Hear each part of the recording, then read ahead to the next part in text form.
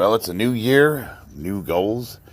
I'll be competing on March 17th, and I'm basically donating my body to science. We're running a grand experiment. Now, since I just got done competing at Worlds, I had told my wife that I was no longer going to train like that, where I dedicate all of my time and I kind of miss out on what little time I can spend with my family between work and training. So, if I were to just maintenance lift and compete in March, I would pretty much have the same numbers I had at Worlds, maybe even better because I have an opportunity to get a few of those attempts that I missed. So I'm already where I need to be numbers wise. Like I can't, the worst case scenario, I open up with a 1500 and I do the same thing I've done the last three meets. No big deal. What's cool about it, it's a local meet. I'll be catching up with some old friends and it'll be fun. There's no downside to me competing in March.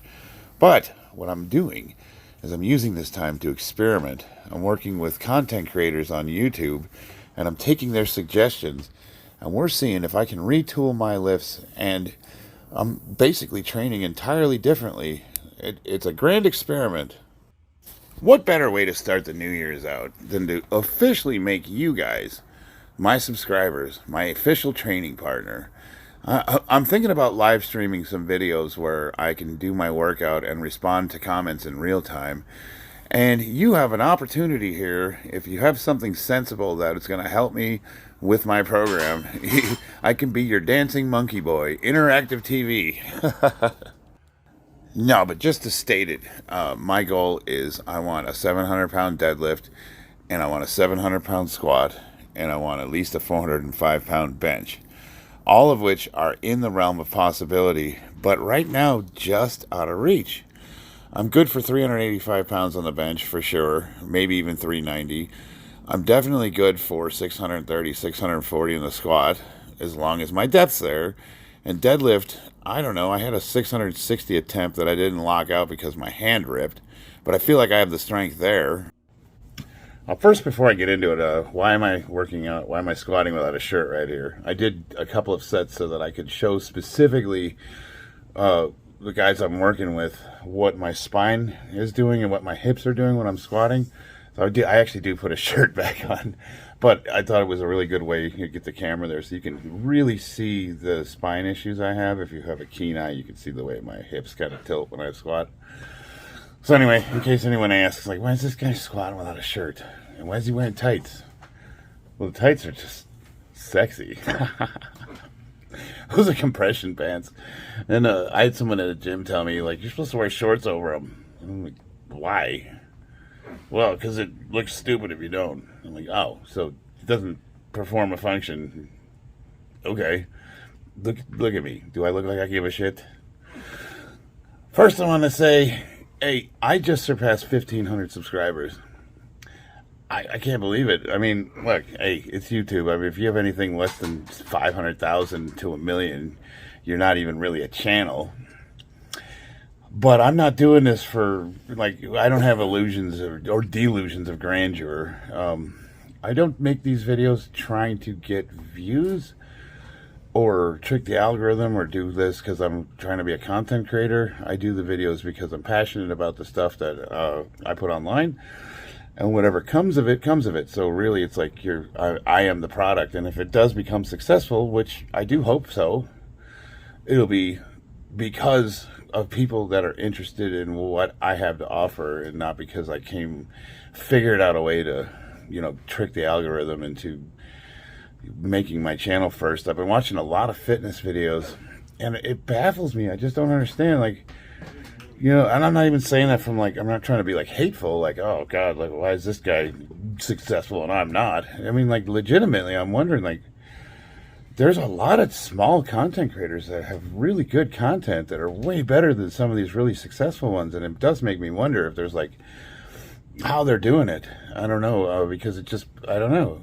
Some of them, I'm like, how does anybody following this stuff? And the only thing I can come up with is people that are new to fitness and we kind of you remember when we first started going to the gym, you walk in there and you find the biggest, baddest guy and you start asking him questions.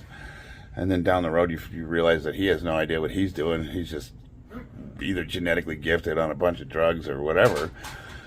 Maybe it's like that. We gravitate to people that are pretty, or people that are strong, or people that look like they know what they're doing, and then a lot of people that maybe have really good information to offer kind of get brushed to the side. Maybe their presentation's not polished. So there's a lot of that I've noticed too. What can you do? But I honestly never thought I would have more than 20 people following me, and I have over 1,500. And this last year's been fun. These last few months have been fun. For a while there, I was thinking about getting off YouTube. I don't know. I just didn't. I'm like, what's the point? It takes a lot of my time and energy, and you know, my wife and my kids are already pestering me for more of my time. You know, I work a lot, and then I train, and then on top of that, I have to figure out how to make these YouTube videos, and it's just me. So I kind of got to thinking. I'm like, what's the point? What am I getting out of this? And this last few months, I've gotten a lot out of it, and now you guys are literally my training partner. I'm doing an experiment. I want to see, like, I already know how to train. I already know how to get myself to where I'm at now. What I'm looking for is that push to that next level. And I suspect, you know, I'm doing the one thing I haven't done my entire training career, which is really, really focus on the extreme ends. You know, I always tried to put as much weight on my back and squat, and that got me to a 600-pound squat. Under 220 pounds. Like, that's pretty impressive for a 49-year-old. But, you know, I always had those depth issues. I never quite had it right, if that makes sense. And so now it's like, well, maybe the one thing I never focused on was like the ass to grass, or the extreme range of motion, or the deficit pose, and all the hard stuff that nobody wants to do because it sucks. Maybe that's what I need to start focusing on. So that is the experiment we're running. I'm basically going to commit for the next few months to just really grinding out the stuff we all hate to do on top of the normal training, to see if that just pushes me over the edge. And here's the cool thing, is you guys get to see it in real time, because I'm competing in March, so you get to see. Now, the question is that enough time? Is that enough time to really, really make a huge difference? I don't know. I mean, so if you look at my last few competitions, the strength was there. I had no problem going up and down. No matter how much weight was on my back. Bench press was a little bit different. I would get to a sticking point, and then for my 400 plus attempt, my butt came off the bench, so that automatically disqualified it. So I think I could have pressed it. This last competition, I tried 391, 92, somewhere in there, and I hit a sticking point, and I was grinding it, and she called it. So would I have ground through it and got a disqualified bench? Maybe, I don't know. But regardless, so those are the areas I'm focusing on, is depth, sticking points, deadlift. Grip seems to be like, I have a problem holding on to extreme amount of weight up at the lockout. I've dropped a couple of them now. Breaking the floor. It seems like it's breaking the floor and holding onto the bar through lockout at the extreme weights. But strength to pick up 700 pounds, been there. I mean, on the trap bar, I've exceeded 720. Now, while I'm working with a bunch of you guys, and all of you have given me awesome information and to help my training across the board, for the programming and lift specifically, the upcoming competition, this block, I've been working with 4 guys, DT, Profit, Fear, Rockman, and Handsome Touchdown. One of them's my physical therapist, sort of. He got the moves to take care of the shoulders and all that. One of them is helping me retool my squats, helping me with depth and range of motion issues. One of them's working, basically volume programming, that kind of thing. And the other one is just one of those tell it like it is types that just kind of let you know when you're just, he's that guy. I don't know how to describe it. You ever have a guy in your life that just tells you things you need to hear, but you don't really want to? I got one of those. So it's a good mix, good group of guys. And he said, like, what's the point of doing all this? Like, is this really going to is this really going to do anything? He was very skeptical. And I said, well, what do I got to lose? really, like I said, this competition's a freebie. I could go right now with just maintenance training and hit the same numbers I hit, and probably wind up being one of the best lifters at a meet. It's local, so I'm always going to be at the top of the food chain at a local meet.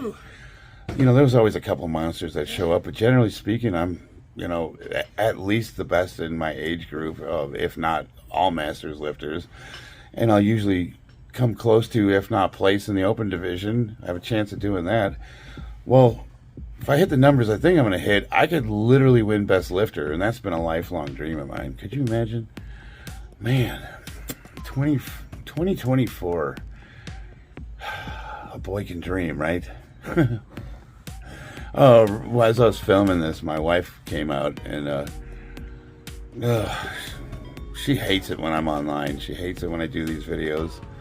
And I mean, I know it takes time away from the family, but it's like, oh man, you know, I wish I had more time. That's the biggest challenge for me.